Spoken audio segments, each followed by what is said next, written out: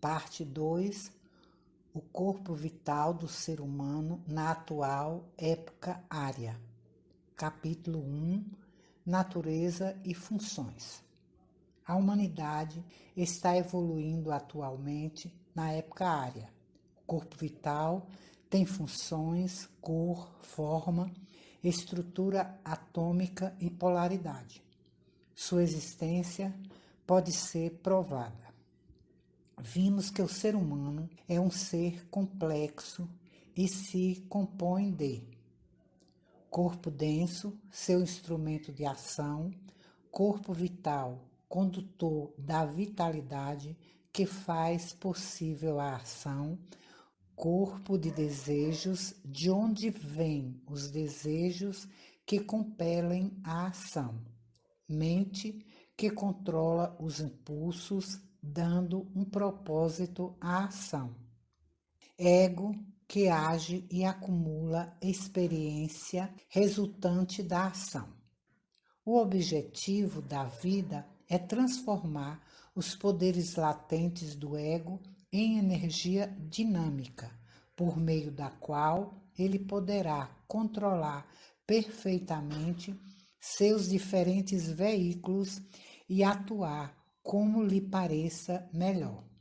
Sabemos que o ego não tem completo domínio, pois, se assim fosse, não haveria guerra em nosso interior entre o espírito e a carne, melhor dizendo, entre o espírito e o corpo de desejos.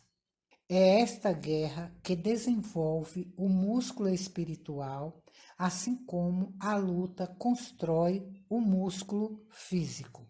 É fácil mandar que outros façam isso ou aquilo, mas impor obediência a si próprio é a tarefa mais difícil no mundo. E disse, com razão, que o ser humano que conquista a si mesmo é maior do que o que conquista uma cidade. Goethe, o grande poeta iniciado, nos dá razão quando diz: de todos os poderes que encadeiam o mundo, o ser humano se libertará quando adquirir autocontrole.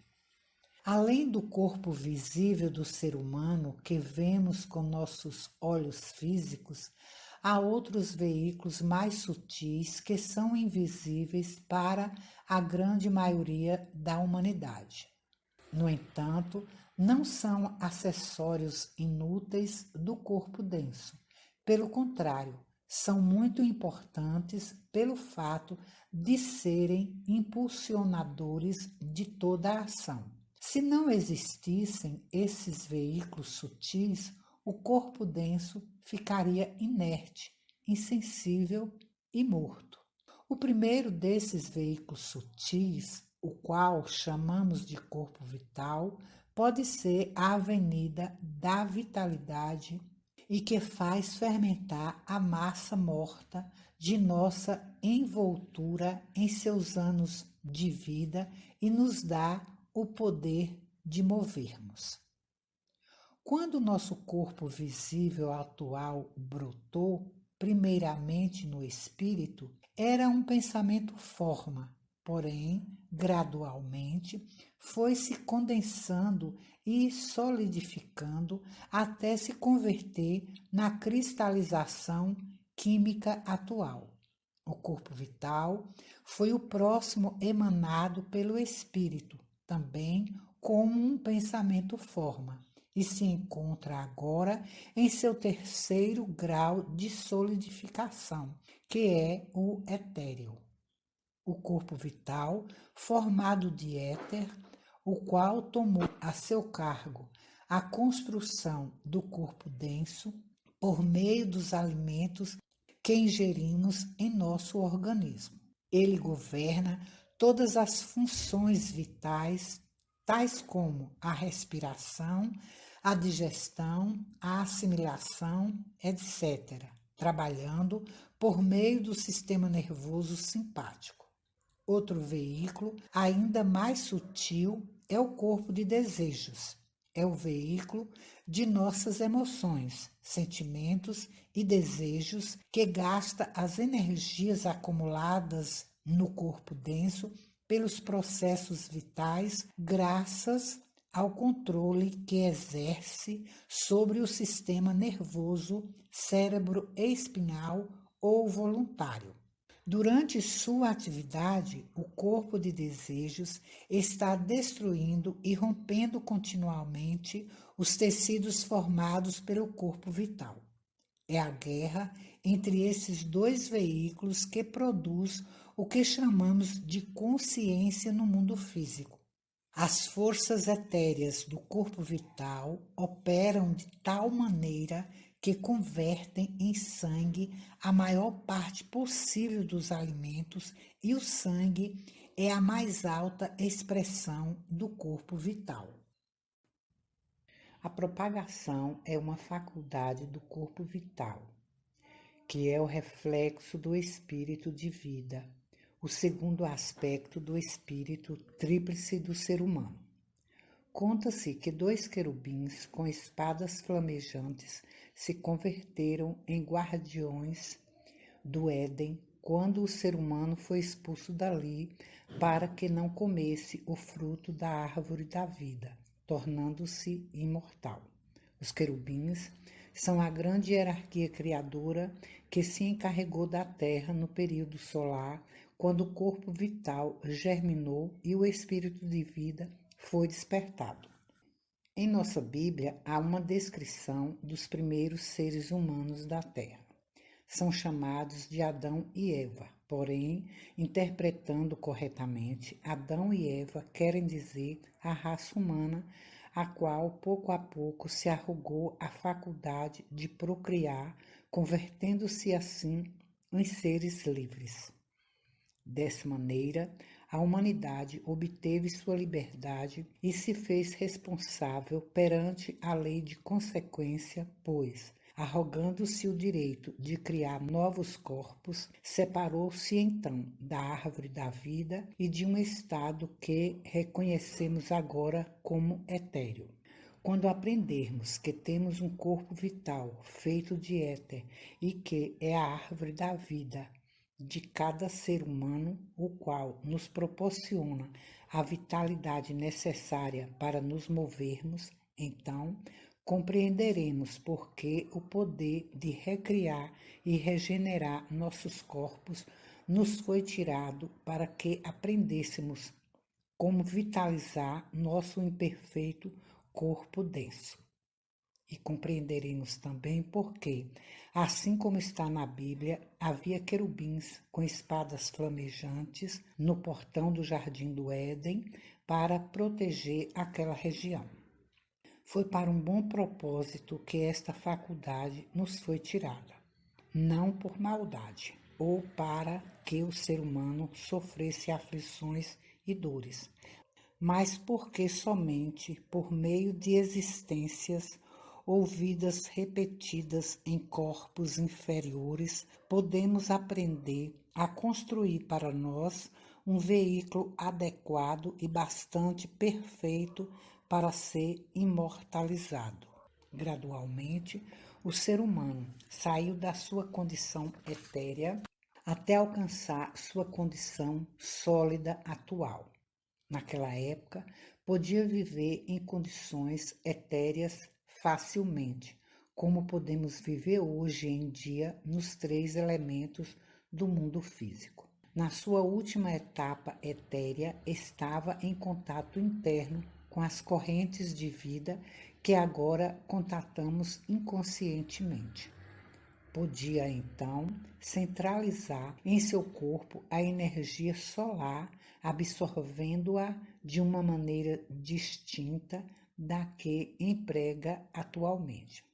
Essa faculdade foi sendo retirada gradualmente à medida que ia entrando na etapa sólida atual.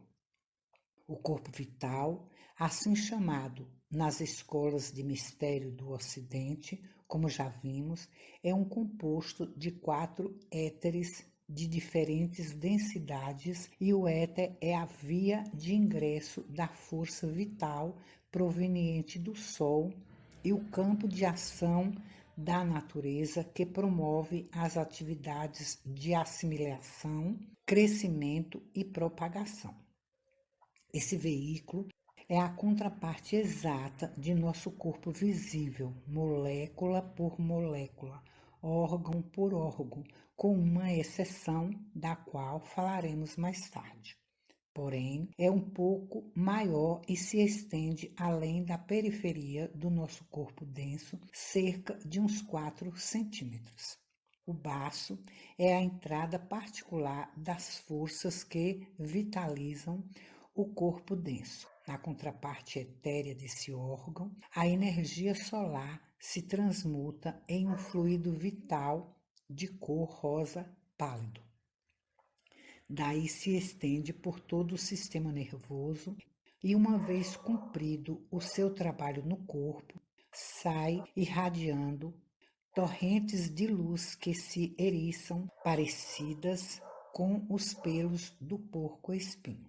Durante o dia, o corpo vital especializa o fluido solar incolor que nos rodeia por meio do órgão a que chamamos baço. Essa força vital permeia todo o organismo e os clarividentes a veem como um fluido de cor rosa pálido, pois foi transmutada ao entrar no corpo denso. Flui por todos os nervos e, quando os centros cerebrais a enviam em quantidades particularmente grandes, aciona os músculos governados pelos nervos. Durante o estado de vigília, há uma guerra constante entre o corpo vital e o corpo de desejos. Os desejos e os impulsos do corpo de desejos golpeiam continuamente o corpo denso, obrigando-o à ação sem olhar o dano que lhe possa ocasionar, sempre que seja satisfeito o seu desejo. É o corpo de desejos que incita o alcoólatra a encher-se de álcool para que a combustão química acelere as vibrações do corpo denso a um diapasão que fará dele um instrumento dócil a todo impulso desenfreado, gastando assim a energia acumulada com imprudente prodigalidade. O corpo vital, por outro lado, não tem outro interesse a não ser a conservação do corpo denso.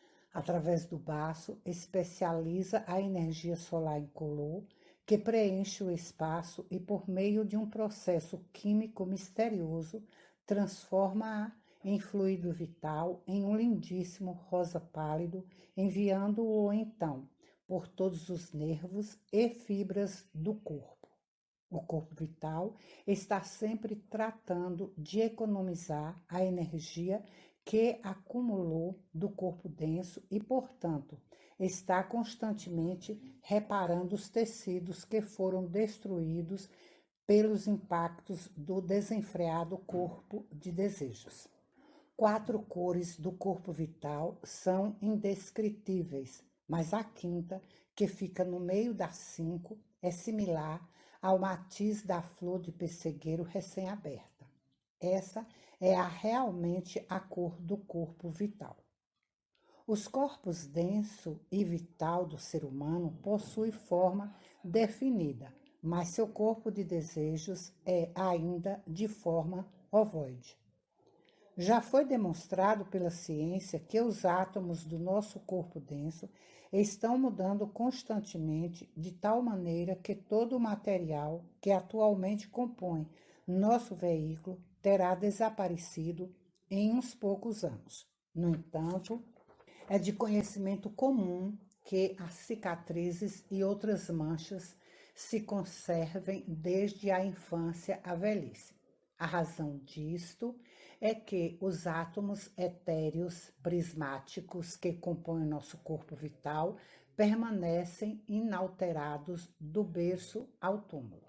Eles estão sempre nas mesmas posições relativas, isto é, os átomos etéreos prismáticos que fazem vibrar os átomos dos dedos dos pés ou das mãos não mudam de situação e não emigram para as mãos, pernas ou outras partes do corpo, senão que permanecem exatamente no mesmo lugar em que foram colocados no princípio. Uma lesão dos átomos físicos implica em uma impressão similar aos átomos etéreo-prismáticos. A nova substância física que se modela sobre eles continuam, então, tomando a forma e a textura similares aos que tinha originalmente. Estas observações se aplicam exclusivamente aos átomos prismáticos que correspondem aos sólidos e aos líquidos do mundo físico, porque assumem certa forma definida que os conserva. Porém, além disso, na atual etapa da evolução, cada ser humano tem certa quantidade de éteres luminoso e refletor, que são os veículos da percepção sensorial e da memória, entremesclados no seu corpo vital. Poderíamos dizer que o éter luminoso corresponde aos gases do mundo físico. Talvez a melhor descrição que poderíamos dar ao éter refletor é a de chamá-lo hiperetéreo. É uma substância vácua de cor azulada que se parece por seu matiz com o centro azul de uma chama de gás. Apresenta-se transparente e parece revelar tudo o que está em seu interior, mas, na realidade, oculta todos os segredos da natureza e da humanidade. Nele se encontra um registro da memória da natureza. Os éteres luminoso e refletor são de característica exatamente oposta à dos átomos etéreos prismáticos e estacionários. São voláteis e migratórios, seja qual for a quantidade que o ser humano possua desses éteres, sempre são a frutificação das experiências da vida. Dentro do corpo, misturam-se com o sangue e, quando vão crescendo pelo serviço e sacrifício na escola da vida, de modo que já não pode ficar contidos dentro do corpo, pode-se observá-los fora deste como um corpo anímico matizado de ouro e azul.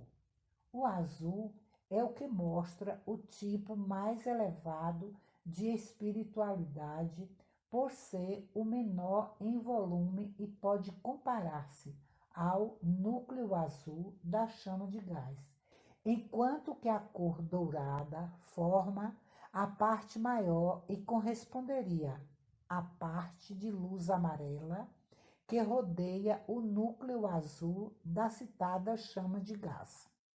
A cor azul não aparece fora do corpo, salvo nas pessoas de extraordinária santidade, e somente o amarelo é geralmente observado. Na hora da morte, esta parte do corpo vital se grava no corpo de desejos com o panorama da vida que contém. Então, imprime-se no átomo semente a quintessência de toda nossa experiência na vida como consciência ou virtude, que é o que nos induzirá a evitar o mal e a realizar o bem nas próximas vidas. Quando analisamos o ser humano, vemos que os 4 éteres são dinamicamente ativos no altamente organizado corpo vital.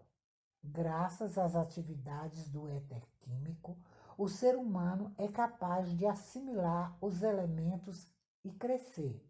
As forças que trabalham no éter de vida permitem-no propagar sua espécie, e as forças do éter luminoso provêm o corpo denso com calor, trabalham sobre o sistema nervoso e sobre os músculos, abrindo assim as portas de comunicação com o mundo externo por meio dos sentidos. E o éter refletor permite ao espírito governar seus veículos por meio do pensamento. Este éter também guarda as experiências passadas como memória. O corpo vital da planta, do animal e do ser humano se estende além da periferia do corpo denso, como acontece com a região etérea, que nada mais é do que o corpo vital do planeta, que se estende além de sua parte densa, mostrando uma vez mais a veracidade do axioma hermético. Assim como é acima, é abaixo. A extensão do corpo vital do ser humano, além do corpo denso, é mais ou menos de 1,5 polegadas. A parte que está fora do corpo denso é muito luminosa e tem uma cor parecida com a de uma flor de pessegueiro recém-aberta. É vista frequentemente por pessoas que possuem alguma clarividência involuntária. O autor, falando com essas pessoas, notou que geralmente elas não estão cientes de que veem algo incomum e não sabem o que se passa diante de sua visão. O corpo denso é construído na matriz deste corpo vital durante a vida pré-natal e, com uma única exceção, é a cópia exata, molécula por molécula, do corpo vital. Assim como as linhas de força na água são os condutores para a formação dos cristais de gelo, assim também as linhas de força no corpo vital determinam a forma do corpo denso. Através da vida toda, o corpo vital é construtor e restaurador das formas densas. Se assim não fosse, se o coração etéreo não restaurasse o coração físico, logo este se romperia sobre a tensão contínua com que o sobrecarregamos. Todos os abusos a que submetemos o corpo denso fazem o corpo vital reagir no que está em seu poder, e ele está permanentemente lutando contra a morte do corpo denso. A exceção anteriormente mencionada é que o corpo vital do homem é feminino ou negativo, enquanto que o da mulher é masculino ou positivo. Neste fato, temos a chave de numerosos problemas intricados da vida. A mulher dá saída às suas emoções pela polaridade indicada, porque seu corpo vital positivo gera um excesso de sangue e a obriga a trabalhar sob uma pressão interna enorme que romperia o corpo denso se não houvesse uma válvula de segurança, o fluxo periódico, e outra válvula, que são as lágrimas, e que limitam a pressão em ocasiões especiais, pois as lágrimas são realmente uma hemorragia branca. O homem pode ter e tem emoções tão fortes quanto as das mulheres, porém, geralmente, pode suprimi-las sem lágrimas, porque seu corpo vital negativo não gera mais sangue do que pode dominar com facilidade. De modo contrário ao que sucede com os veículos superiores da humanidade, o corpo vital não abandona regularmente o corpo denso até a morte deste último. Então, as forças químicas do corpo denso já não estão mais sob o domínio da vida evolucionante.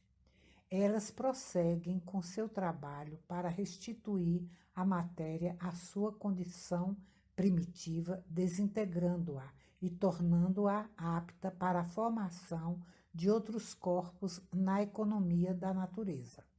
A desintegração é, pois, devido à atividade das forças planetárias do éter químico.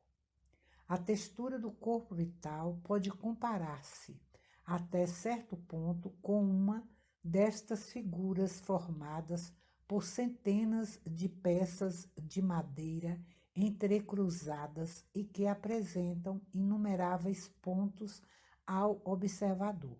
O corpo vital também apresenta milhões de pontos ao observador. Estes pontos entram nos centros ocos dos átomos densos e, ao lhes imbuir força vital, vibram muito mais intensamente que os minerais da Terra que não foram ainda acelerados e vivificados.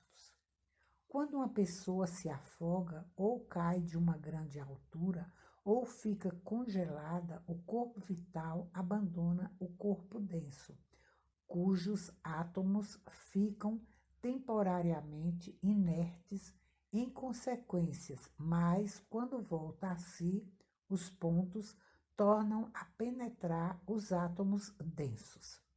A inércia dos átomos faz com que resistam um pouco a voltar a vibrar como antes, e esta é a causa dessa sensação de intensa dor e formigamento que se nota em tais ocasiões. Há certos casos em que parte do corpo vital deixa o corpo denso, como acontece quando uma mão fica dormente, por exemplo. Então, a mão etérea do corpo vital pode ser vista flutuando sobre o braço denso, como uma luva, e os pontos produzem uma sensação especial de formigamento quando ela entra novamente na mão física. Em alguns casos de hipnose, a cabeça do corpo vital se divide e fica pendurada do lado de fora da cabeça densa. A metade cai sobre cada ombro ou permanece em torno do pescoço como a gola de um suéter. A ausência de formigamento ao despertar em tais casos é devida a que, durante a hipnose, parte do corpo vital da vítima foi substituída pela do hipnotizador. Os átomos do éter químico e de vida, reunidos em torno do núcleo do átomo semente, localizado no plexo solar, têm uma forma prismática. Estão todos situados de tal maneira que, quando a energia solar entra no corpo pelo baço, o raio que se refrata é vermelho. Esta é a cor do aspecto criador da Trindade, ou seja, Jeová, o Espírito Santo, regente da Lua, o astro da fecundação. Por conseguinte, o fluido vital do Sol, que penetra no corpo humano pelo baço, se tinge com uma ligeira cor rosada, que muitas vezes os videntes podem observar circulando pelos nervos como se fosse a eletricidade passando pelos condutores de uma instalação elétrica. Assim carregados, os éteres químicos e de vida são vias de assimilação que preservam o indivíduo e de fecundação que perpetuam a raça. Durante a vida, cada átomo prismático penetra um átomo físico e o faz vibrar. Para se ter uma ideia desta combinação, podemos imaginar uma cesta de arame em forma de pera, que tivesse paredes de arame curvado espiralmente, que fosse de um polo a outro obliquamente. Este é o átomo físico cuja forma é muito parecida com a nossa Terra, e o átomo prismático vital está inserido de cima para baixo, a partir do topo, que é mais amplo e que corresponderia ao polo norte de nossa Terra.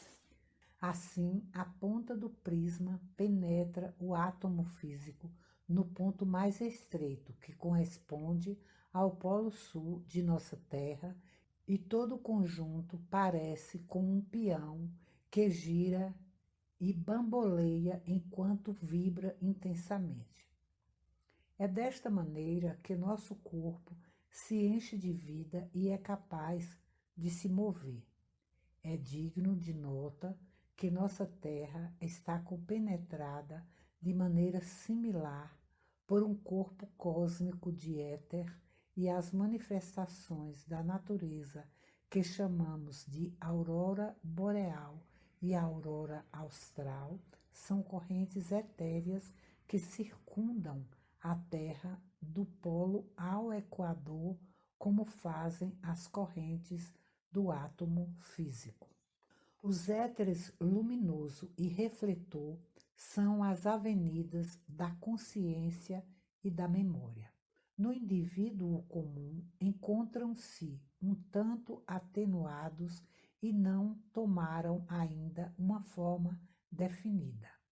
Interpenetram o átomo da mesma forma que o ar interpenetra uma esponja e formam algo assim como uma ligeira atmosfera áurica por fora de cada átomo.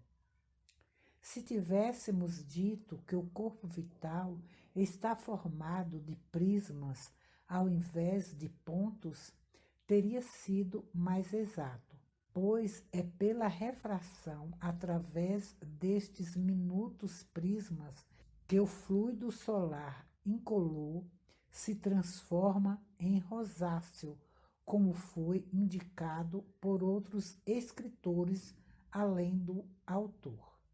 Foram feitos outros descobrimentos novos e importantes. Por exemplo, agora sabemos que nasce um cordão prateado novo a cada renascimento e que uma parte dele brota do átomo semente do corpo de desejos no grande vórtice do fígado, que a outra parte nasce do átomo semente do corpo denso no coração, que as duas partes se unem com o átomo semente do corpo vital no plexo solar, e que esta união dos veículos superiores e inferiores produz o despertar do feto.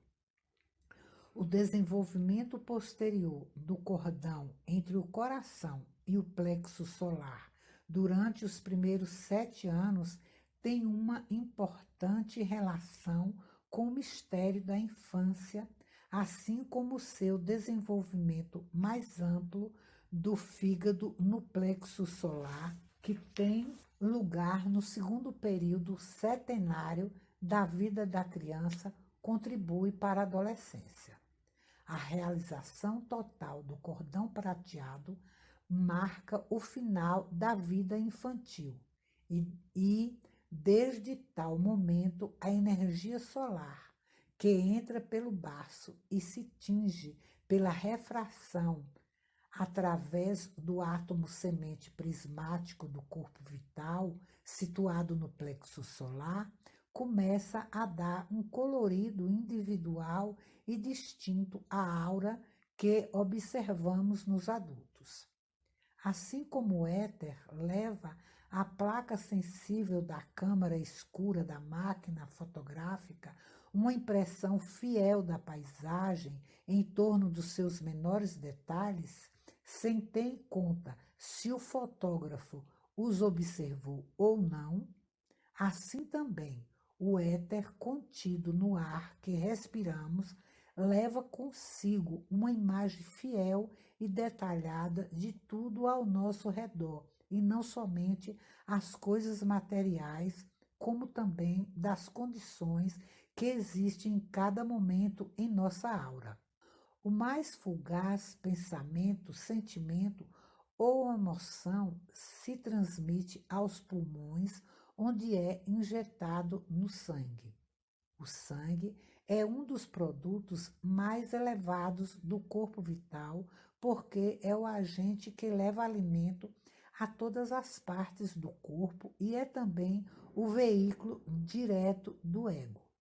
As imagens que contém imprimem-se sobre os átomos negativos do corpo vital para servir como árbitro do destino do ser humano no estado pós-mortem.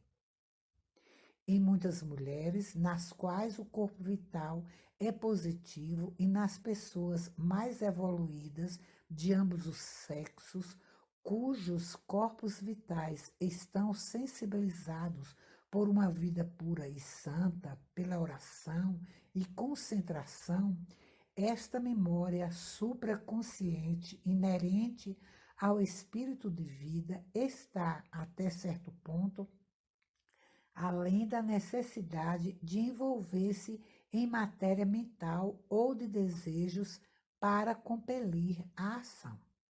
Nem sempre necessita correr o risco de ver-se subjugada e até submetida pelo processo de raciocínio. Algumas vezes, em forma de intuição ou de ensinamento interno, imprime-se diretamente sobre o éter refletor do corpo vital. Quanto mais dispostos nos encontremos para reconhecer e seguir seus ditames, tanto mais a miúde falará para nosso eterno benefício.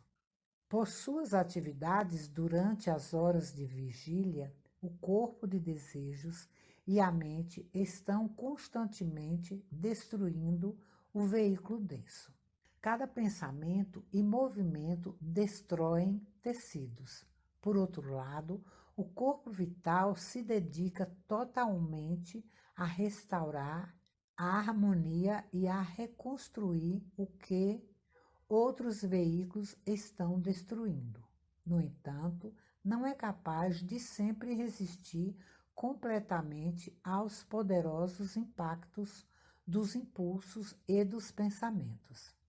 Gradualmente, vai perdendo terreno e, por último, chega um momento em que sofre um colapso. Seus pontos enrugam-se, por assim dizer.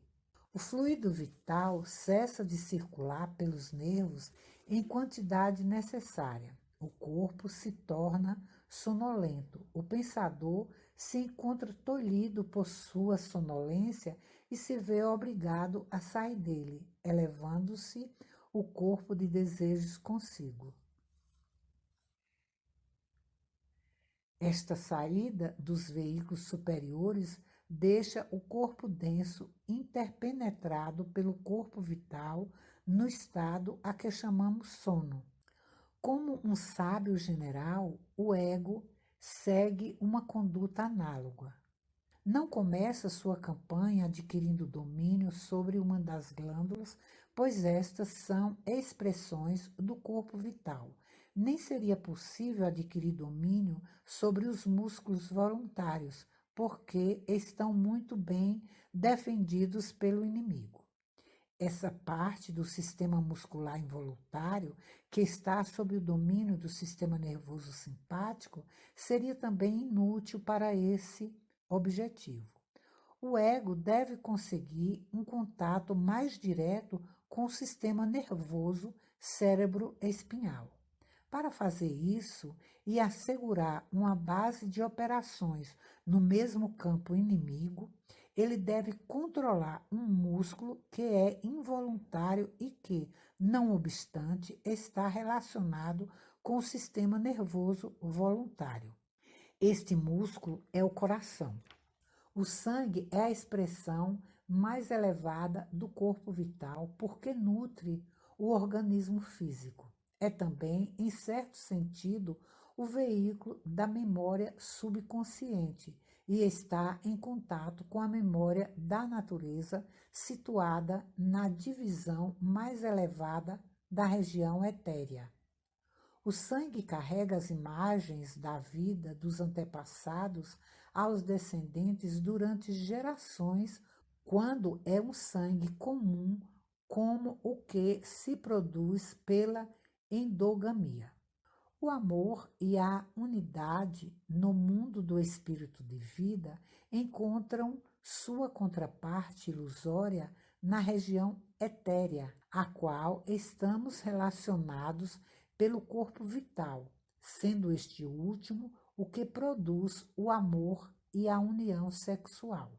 O espírito de vida tem seu assento primeiramente no corpo pituitário e secundariamente no coração, por onde passa o sangue que nutre os músculos. Olhando o assunto do ponto de vista oculto, toda consciência no mundo físico é o resultado da guerra constante entre os corpos de desejos e vital. A tendência do corpo vital é a de abrandar e construir. Sua expressão principal é o sangue e as glândulas, bem como o sistema nervoso simpático, havendo obtido ingresso na fortaleza do corpo de desejos, sistemas muscular e nervoso voluntário, quando começou a converter o coração em músculo voluntário. Nós mesmos, como egos, funcionamos diretamente na sutil substância da região do pensamento abstrato que especializamos dentro da periferia de nossa aura individual. Dali, obtemos as impressões que nos produz o mundo externo sobre o corpo vital através dos sentidos, junto com os sentimentos e emoções gerados por eles no corpo de desejos e refletidos na mente. Todas as coisas estão em constante vibração. As vibrações dos objetos que nos rodeiam nos alcançam constantemente e levam a nossos sentidos o conhecimento de um mundo externo. As vibrações do éter atuam sobre os nossos olhos de maneira a que possamos ver, e as vibrações do ar transmitem os sons a nossos ouvidos. O sol trabalha no corpo vital e é a força que desperta a vida e luta contra as forças lunares relacionadas com a morte.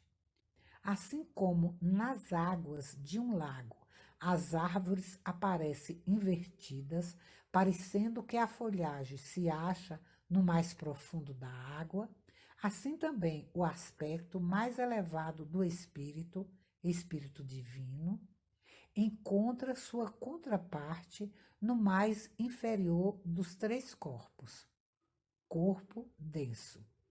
O espírito imediatamente inferior, espírito de vida, se reflete no corpo imediatamente superior, corpo vital. O terceiro espírito, espírito humano e seu reflexo, o terceiro corpo, corpo de desejos, aparece como o mais próximo de todos ao espelho refletor, que é a mente, correspondendo esta à superfície do lago. Regravando. Correspondendo esta à superfície do lago, o meio refletor de nossa analogia.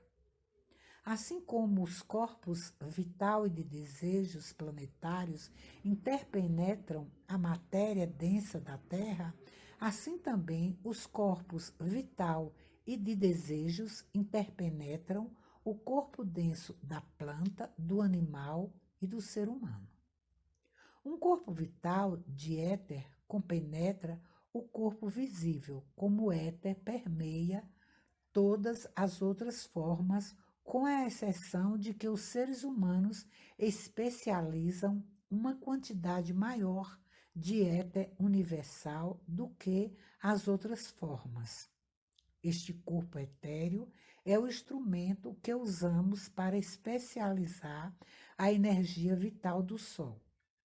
O corpo vital, que finalmente se transforma e se espiritualiza, convertendo-se em alma, é de polaridade oposta. Está formado órgão por órgão, exatamente como o corpo denso, com uma exceção, o que explica muitos fatos que de outra maneira seriam inexplicáveis.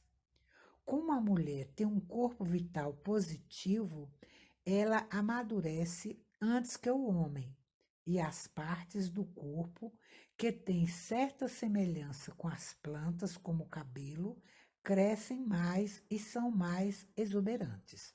Naturalmente, um corpo vital positivo gera mais sangue do que um corpo vital negativo, como o que possui o homem.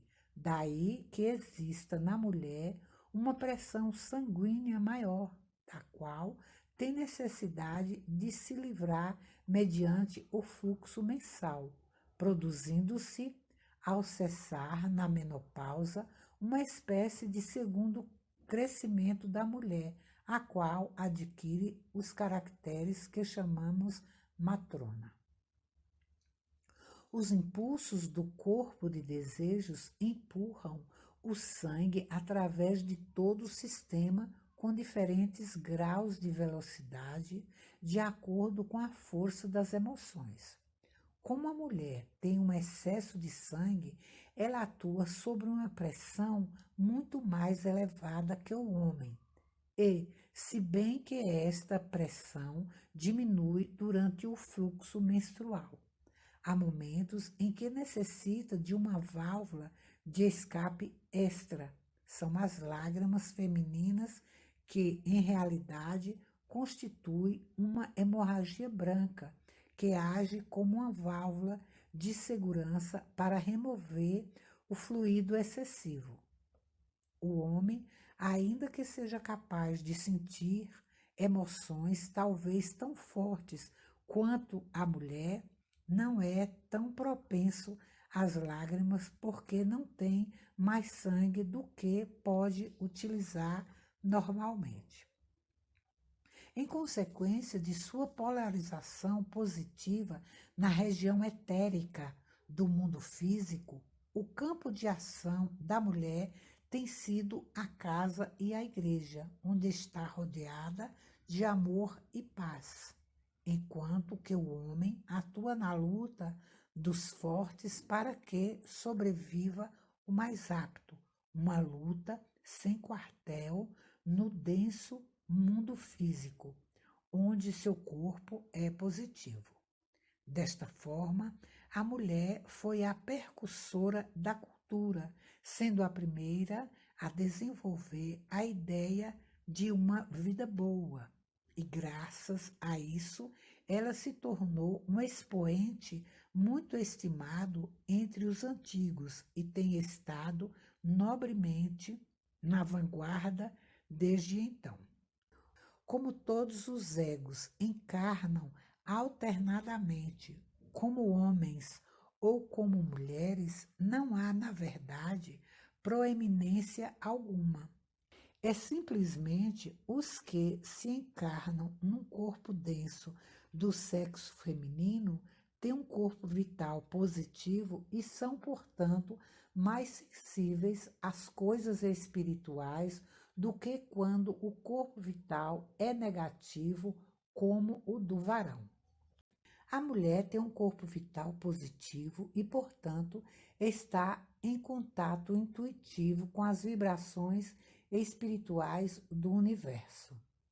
Ela tem mais ideias elevadas e uma imaginação mais fértil que o homem. Em consequência, ela se interessa por todas as coisas que ajudam o desenvolvimento moral da raça. E hoje em dia, é somente pelo crescimento moral e espiritual que a humanidade pode se adiantar e a mulher é realmente fator primordial na evolução. Seria de muito proveito para as raças se a mulher obtivesse direitos iguais aos dos homens, pois somente então poderemos esperar ver executadas as reformas que propugnam a união da humanidade. Se, por analogia, olharmos dentro de uma casa, veremos que a mulher é o pilar central em torno da qual se agrupam o marido e os filhos. De acordo com as suas aptidões e habilidades, ela faz a casa à sua imagem e nota-se sua influência aglutinadora, pois é ela quem mantém a harmonia e a paz do lar. O pai pode abandonar a casa, seja por falecimento ou de outra maneira. Os filhos também podem ir-se, mas enquanto a mãe está, o lar permanece. No entanto, quando a morte leva a mãe, tudo se desmorona. Já dissemos anteriormente que o corpo vital é a contraparte exata do corpo denso, com uma única exceção: é de sexo oposto, ou melhor dito, de polaridade oposta. Como sabemos que o corpo vital nutre o veículo denso, podemos compreender que o sangue é sua mais alta expressão visível e também que um corpo vital positivo deve gerar mais sangue que um corpo negativo. A mulher fisicamente negativa tem um corpo vital positivo, daí gerar um excesso de sangue que é aliviado pelo fluxo periódico. Está também mais propensa às lágrimas, uma hemorragia branca, que o homem cujo corpo vital negativo não gera mais sangue do que pode normalmente utilizar. Portanto, não necessita ter as saídas que aliviam a mulher do excesso de sangue. Os anjos, a humanidade do período lunar, trabalha no ser humano, no animal e na planta, pois no período lunar o universo era de consistência etérea e os corpos vitais dos 3 reinos acima citados estão compostos por esta substância. Os anjos são, portanto, verdadeiros auxiliares para as funções vitais, tais como a assimilação, o crescimento e a propagação, e em seu trabalho com a humanidade são espíritos familiares. São eles que aumentam a família, multiplicam os ganhos e dão boa colheita nos campos. Desde os tempos antigos, os anjos lunares se colocaram particularmente a cargo dos corpos vitais aquáticos e úmidos formados pelos 4 éteres, cuidando da propagação e alimentação das espécies, enquanto que a atividade intensa dos espíritos lucíferes se desenvolvia nos secos e ígneos corpos de desejos. A função do corpo vital é construir e sustentar o corpo denso, enquanto que a do corpo de desejos é a destruição dos tecidos. Deste modo, há uma guerra constante entre o corpo vital e o de desejos, e esta guerra nos céus ocasiona nossa consciência física na Terra. Por mais estranho que possa parecer nossa afirmação, é verdade que a grande maioria da humanidade está parcialmente adormecida a maior parte do tempo. Não obstante, seus corpos físicos parecem estar sumariamente ocupados, trabalhando ativamente. Sob condições ordinárias, o corpo de desejos da grande maioria é a parte mais desperta do complexo ser humano, o qual vive quase completamente de emoções e sentimentos, mas raramente pensa no problema da existência, além daquilo que necessita para sobreviver. A maioria destes seres provavelmente nunca pensou seriamente nos três grandes problemas da vida: de onde viemos, por que estamos aqui e para onde iremos, de uma forma mais séria e consistente.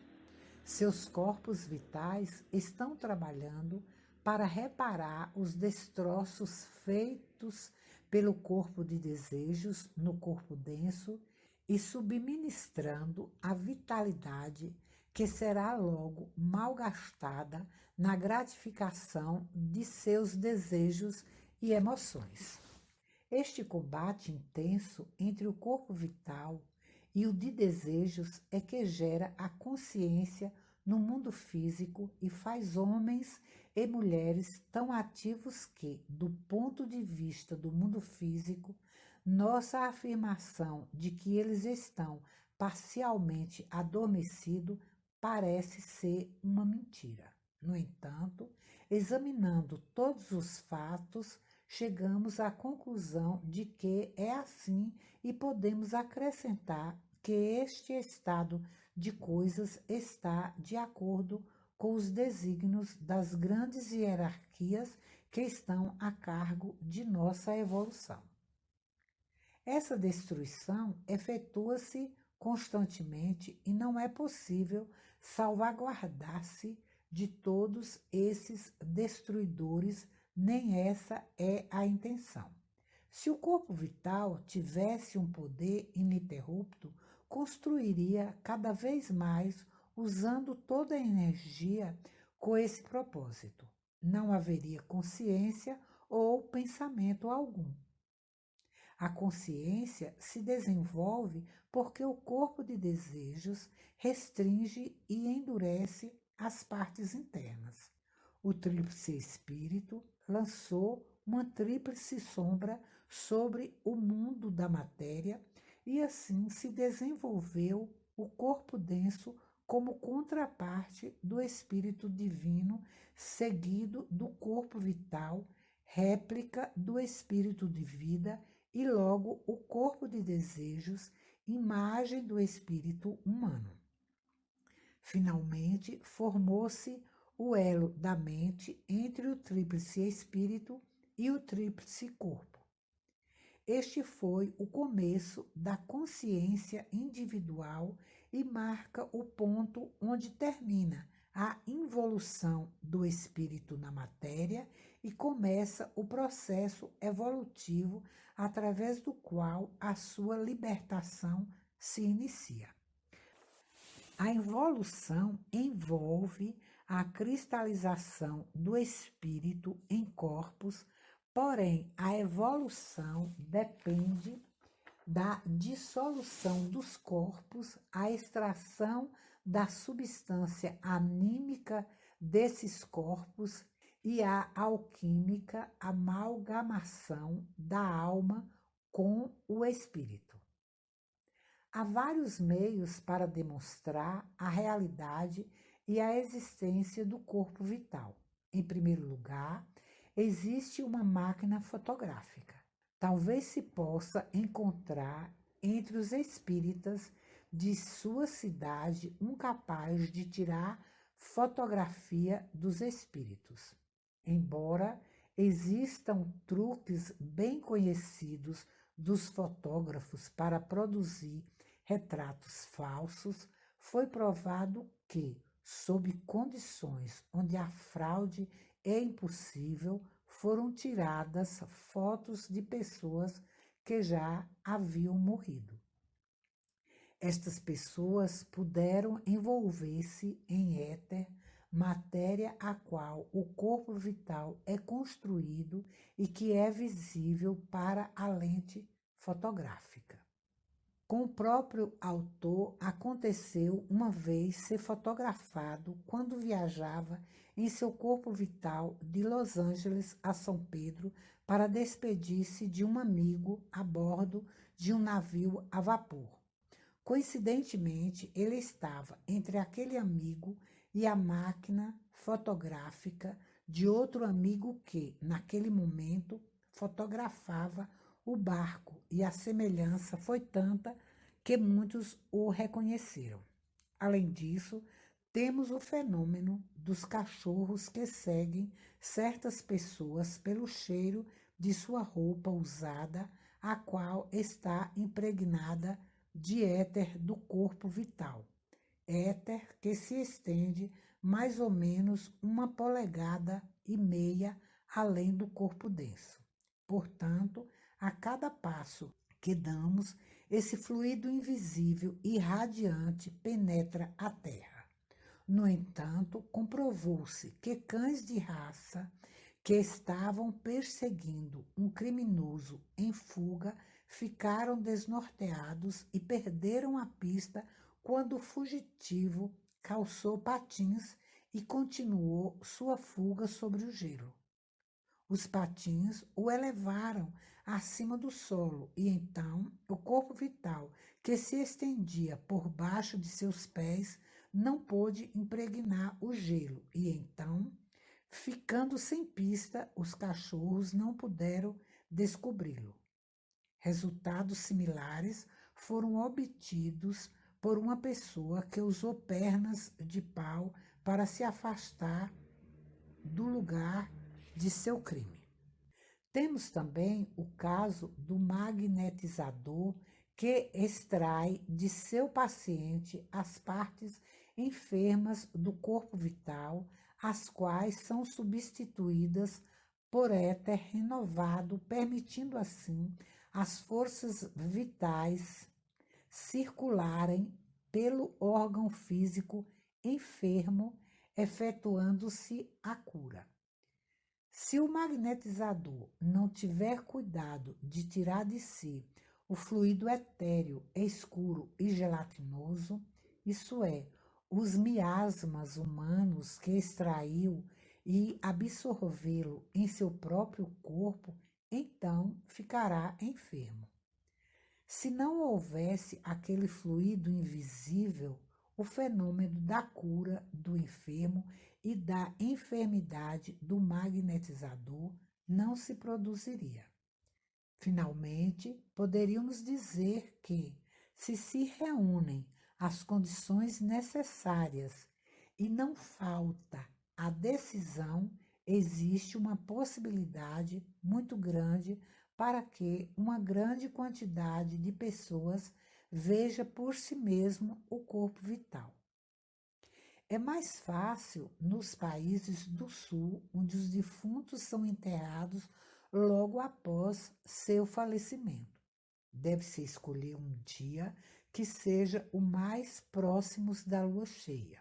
Então, deve-se ler os avisos fúnebres nos jornais e ir ao cemitério na noite que se segue ao funeral de alguém falecido nas últimas 24 horas. Provavelmente veremos sobre o túmulo, oscilando ao clarão da lua, a forma membranácea do corpo vital que fica neste lugar e se desintegra sincronicamente com o corpo dentro da sepultura. O clarividente pode ver esta forma em qualquer momento, mas somente na primeira noite depois do funeral ela está bastante densa para ser visível à pessoa comum. Se a forma não aparece logo, pode-se andar em volta do túmulo, olhando fixamente de diferentes ângulos. Então, você conseguirá a prova ocular mais convincente. Embora a ciência não tenha observado esse corpo vital humano diretamente, em várias ocasiões ela postulou sua existência como necessária para explicar certos problemas da vida. Suas radiações foram captadas por vários cientistas em diferentes condições e em épocas distintas. Blondeau e Carpentier chamaram a essas radiações raios N, nome dado por terem sido observados na cidade de Nantes. Outros a chamaram de fluido ódico.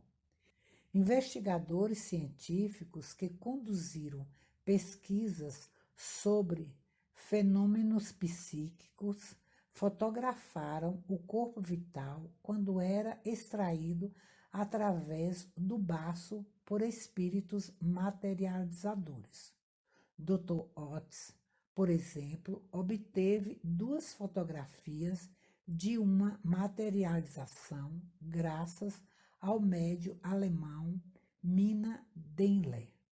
Sobre uma delas, vê-se uma nuvem de éter sem forma saindo do lado esquerdo do médium.